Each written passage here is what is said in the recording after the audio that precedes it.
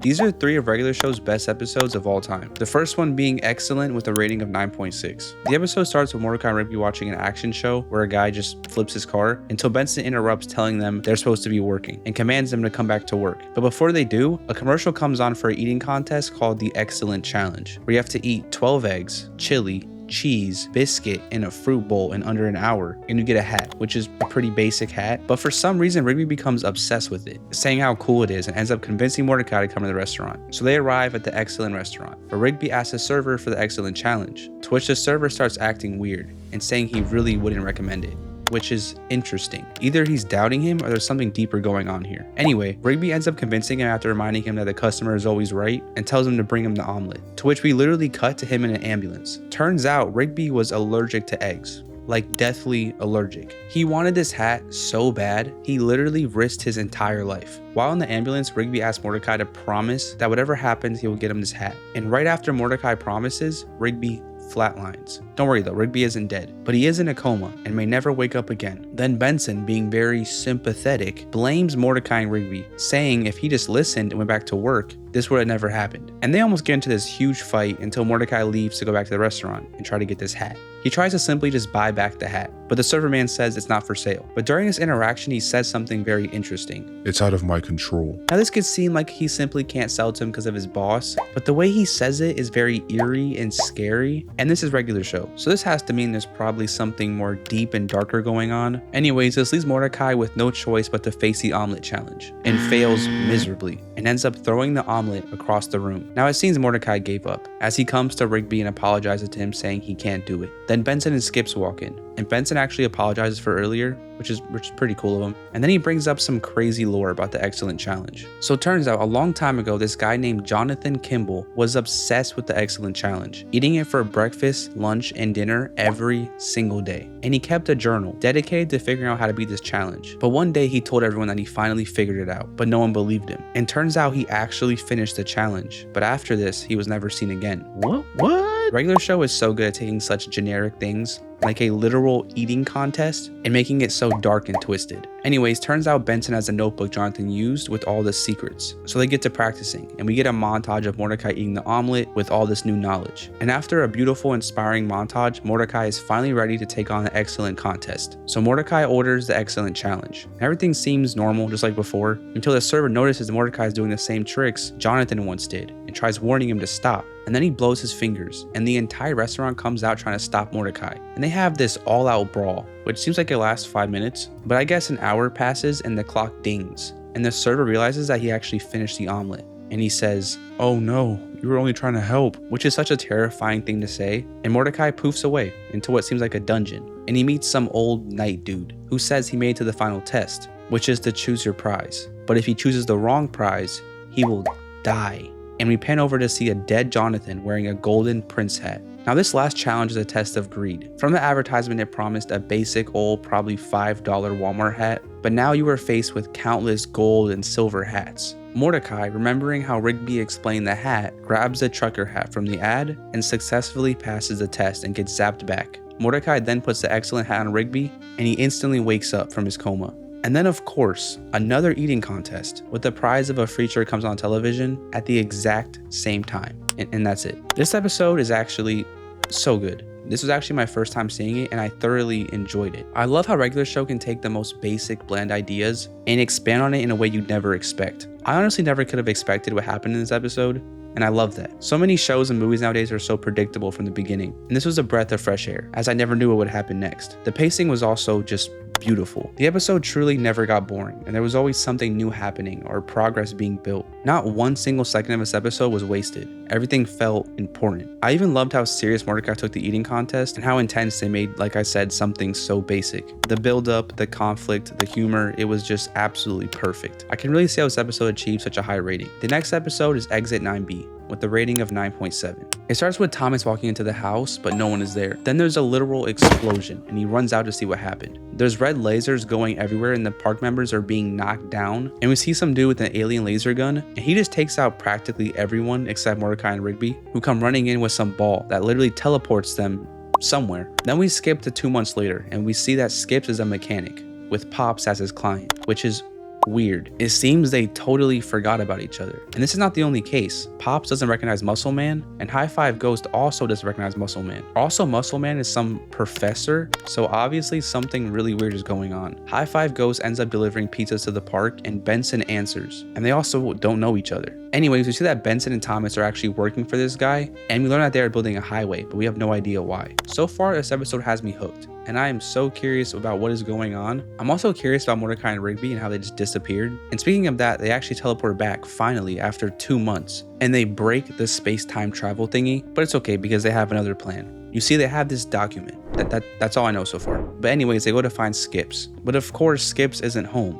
He's a mechanic, remember? And they find this out by seeing his car on the floor. So they head to Skip's auto body shop, and he has no idea who they are, obviously. And Mordecai and Rigby are so confused, and they end up realizing he's been brainwashed. But to Skips, these dudes look absolutely crazy. So he literally starts choking them out, about to kill them, until Rigby tells him he knows why his name is Skips, which by the way was because of this woman he loved who used to skip. And then he remembers everything, and lets Mordecai and Rigby go. We then learn about the document. So it declares the park a historical landmark, and all they have to do is get everyone who worked at the park to sign it, which is going to be so hard because of the fact every single person is brainwashed. This conflict though is so good, and it's really got me on my toes. So it seems impossible to find every park member, but Skip somehow knows where they might find out about their new identities. And I can't help but notice this floating scary looking red ball in the air, pretty terrifying. So they break into this little house and start looking through the files, and Mordecai finds a binder that shows the new identities of every single park member. Things start looking up, but then the door starts rattling, and we hear Benson and the scary beard guy talking. They walk in, and Mordecai, Skips, and Rigby are hiding in the closet. And it seems like the beard guy looks straight into the closet and even says, "Why is that open?" He starts walking towards the closet, but he closes the cabinet instead.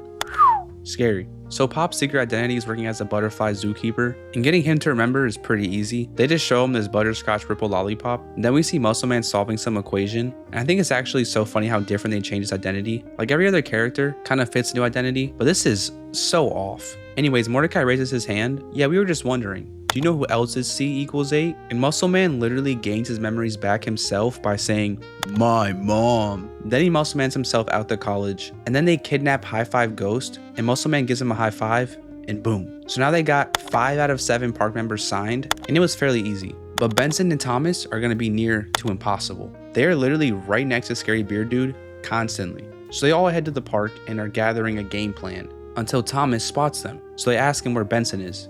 And of course, he is right behind them. And so Benson kidnaps them all, and they end up stuck in concrete, which is insane. The back and forth of negatives and positives is so stressful. But finally, we find out the bearded guy's plans. So it turns out this is the son of the original boss, Garrett Bobby Ferguson, and he's getting revenge for his dad. And we find out that when this freeway is finished, it will practically open a portal to hell, and every being or person the gang has killed will come back, which is pretty insane. So Beardman places the last part of the freeway, and we see everyone come through, and honestly, this part is so cool. It's such a love letter to the fans to see all these villains again. Anyways, it seems like they're all about to die, right? But turns out Skips, being the only smart one, invited backup, which is actually the people they have become friends with throughout the series, which is also so sick. I think Skips definitely shouldn't have waited so long to call them, but that would have probably been boring, I guess. So the big angel babies free the gang, and they go into an all-out brawl, and it's a pretty sick sequence.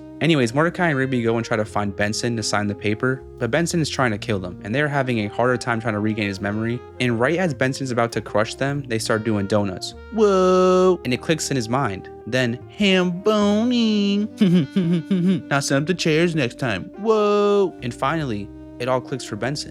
This part is pretty cool, and I'll explain why in a second. But finally, Benson signs the paper, but one thing that they forgot was that Thomas is also a part of the park. And so with Benson's signature, it means nothing. And they demand Mordecai to give him the document, holding Thomas hostage. Thing is though, Mordecai is smarter than that, and he gives him a fake document with Beard Guy as a butt face. And Thomas finally signs the document, and happily ever after. This episode is pretty amazing. What's so cool about it is how someone who's never watched a show before can watch this episode and understand the entire concept and even a bunch of lore. This is also why I said the scene with Benson is pretty cool, because it dove into some more lore and showed off their signature phrases and even some iconic lines. Not to mention, this episode also explains the dynamic between the characters so well as they try to regain their memories. And we also get some more nostalgia through the memories. This episode was seriously a love letter to all the fans, and it does not surprise me this episode was ranked so high. The writing and pacing is also just beautiful. From the beginning of the episode, it was insane, and seriously never stopped. If you want a masterclass in writing conflicts, this episode is it. I was seriously hooked from start to finish. And what's crazy to me is that the creator outdid himself and made an episode better than this, leading us to the best episode, which is a regular epic final battle with a rating of 9.8, which by the way is a multi-part series consisting of 3 parts. So it starts off with Pops flying through the air running away from a demon looking Pops until Pops sees a glowing butterfly and starts to chase it, but gets crushed by Demon Pop's hands. Turns out it was just a nightmare and it's okay. Until we find out this nightmare isn't very far off from reality, Pops heads into the spaceship where we see a planet, which is actually Pops' home. Now I'll be honest, I don't know much lore about regular show, and this really shocked me. Pops is an alien? Then we learn why they're going to this planet, to battle Anti-Pops, which by the way is the demon looking Pops from earlier. Anti-Pops wants to erase the entire universe, so that's pretty bad. Upon landing on the island, we also see some weird creatures, and turns out they're like Pops' brothers, Frivola Cranus, Quadrave Cranus, and weird mushroom guy.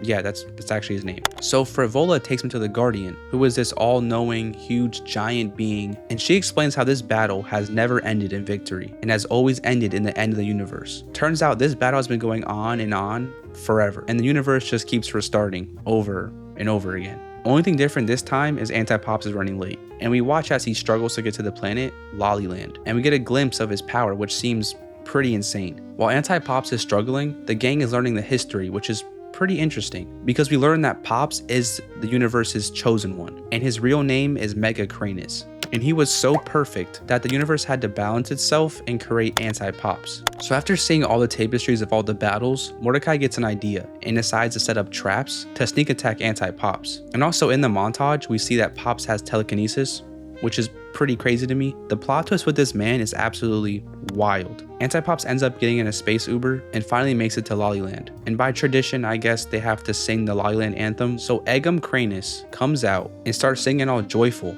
like the world isn't literally about to potentially end. But anyways, they start the fight, and Anti-Pops walks straight into the trap, and they went hard with the traps. Like it really seems like they just won. There's no way anyone could survive this, right? Psych, Anti-Pops comes out and says, "That tickled." And that's the end of part 1. This episode is a great build-up, an introduction to the series. Honestly, even me, with having no knowledge of Pop's lore, I didn't feel confused once. They explained it very well. From the beginning, it hooked you in fast, and like the other episodes, it never stopped. The pacing was brilliant and seriously never got boring. Regular show is seriously so good at delivering emotions through episodes flawlessly. The way they blended jokes with something as serious as the universe literally ending was great. Also, it's impressive how the writers of this show came up with this concept. Actually unbelievable. I can never imagine regular show's lore getting this deep. The next part starts right where we left off, and Anti-Pops proposes a gentleman deal to Pops. They fight one-on-one, and if Pops knocks him down, the universe is saved. But if Anti-Pops knocks down Pops, the universe ends, which, dang. So they start going at it. And seeing the powers Pops has is just insane to me. This butterfly loving lollipop haha character is going insane.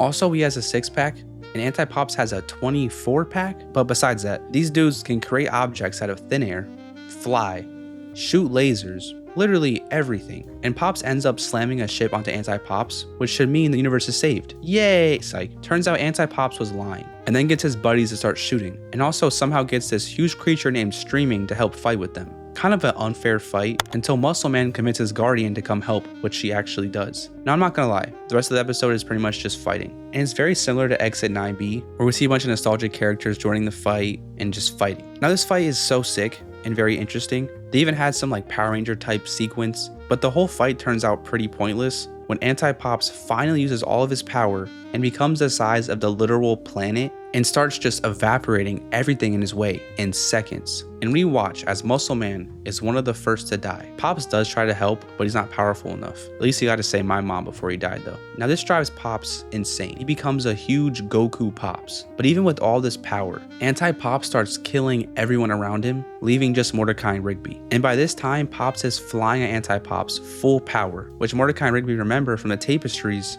was the way the world ended. So they literally drive right in the middle and sacrifice their lives, and they get erased. The end. The cliffhangers are insane. This episode, like the last one, is another build up for the final part, but it was still So amazing. I'm getting such Avengers Endgames vibes from this entire thing, especially with the erasing people. And what's crazy is this came out in 2017 and Endgame came out in 2019. It kind of seems like regular show walked so Endgame could run. This episode, while it was pretty much just a fight sequence, was really fun, very intense, while still keeping the humor of regular show. And the references are so sick as well, like the Power Ranger type morph, the Goku pops. It's just such a beautiful thing to watch. Now finally, with all the build-up, the final part to the series, part 3. The episode starts with a title card, The Power, and the episode starts literally identical to the first episode of the entire series, which at first is so confusing, and I'm sure threw so many people off, and they probably thought it was a rerun. But anyways, as Rigby goes to put the hurt on him, mid-air he realizes, I think we've done this before. Then he tries telling Mordecai this has happened before, but the thing is, Mordecai doesn't remember anything and thinks Rigby is going crazy. So Rigby takes him to the futuristic Blu-ray box set that shows the next 6 years of their lives. But turns out 6 years before, they didn't have Blu-ray. So this is practically useless until Mordecai touches it and remembers everything too. Thing is though, they are faced with a problem. How do they get back to the fight between Pops and Anti-Pops? Well, obviously the power, the keyboard that can literally do whatever you ask it to do. So they ask, take us to the end, take us to the end, whoa, won't you take us to the end? And poof, they're back at the end. And instead of using the keyboard to destroy Anti-Pops, they get all cocky and brag to Anti-Pops, and in the process, Anti-Pops smashes the piano, and now they are pretty much useless, and Anti-Pops is trying to kill them, which the fact they didn't die from this fall is impressive. Also, the planet literally blowing up. But anyways, the planet blasts Pops into this black hole, which puts him into this sketch world, which kind of hints at multiverses in this universe, which is crazy because of the fact this was before Endgame. Pops does end up getting out and things start getting crazy. Pops flies through the intro letters, which means this universe might be alive and being recorded. Then a bunch of sticky notes start beating up Pops and even Rigby. And this part is so cool because it's the actual process the creator uses to storyboard his episodes. Then we see Mordecai in another form of storyboard, and this is very confusing, but so interesting. And Anti-Pops explains this all by saying, the fabric of reality is unraveling. I think it's always so cool when they try to make characters self-aware to the fact that they're actually cartoons. It just makes them feel so much more real. Anyways, Anti-Pops is about to crush Mordecai and Rigby until Pops hears this random voice from somewhere. Sometimes doing something different makes all the difference. And Pops finally realizes something and poofs the sticky notes away, teleports to Rigby and Mordecai and saves them, and flies towards Anti-Pops. Instead of trying to fight with negativity, he fights with love and positivity and hugs Anti-Pops. And his feelings and love stops him. But the thing is, once he lets go, he will become evil again. And so Pop sacrifices himself and goes towards the sun, which is such a sad scene. Like actually so sad. It's very depressing. Then everything blows up and we see the breaking news confirming the Park Dome is back. And somehow, I don't know how, but everyone survived. Pops saved everyone. We get a beautiful reunion of the families, and we watch as all these characters grow up. Mordecai becomes some artist, Rigby becomes a dad, Benson hired new people and I think got a girlfriend, Muscle Man got a bunch of kids, Skips actually becomes a mechanic, and High Five Ghost becomes a DJ. Then we watch as Mordecai finally meets someone, which is satisfying. Because of his awful history with love, we also see them build a statue to remember Pops. Then we see them all together for a 25-year park reunion. And then to give it a regular show ending, a television in the clouds surrounded by butterflies turns off, and we hear Pops, "Jolly good show," which is either a really cool way to end the show or an insane theory. The whole 3-part finale was just amazing. What a beautiful finale. You can really tell how passionate the creators of this show were, and they really put all their love into these episodes. This is my first time watching this, and let me just say, I was definitely missing out. There's no doubt the team behind this show is just extremely talented, and it really shows here. This episode 100% deserves the high rating it got. Everything about it was perfect, and the fact it resembles one of the most successful movies ever made says something. This series had every emotion and really hit the mark on what this show was all about. But I don't know. I'm just watching TV and sharing my opinion and stuff.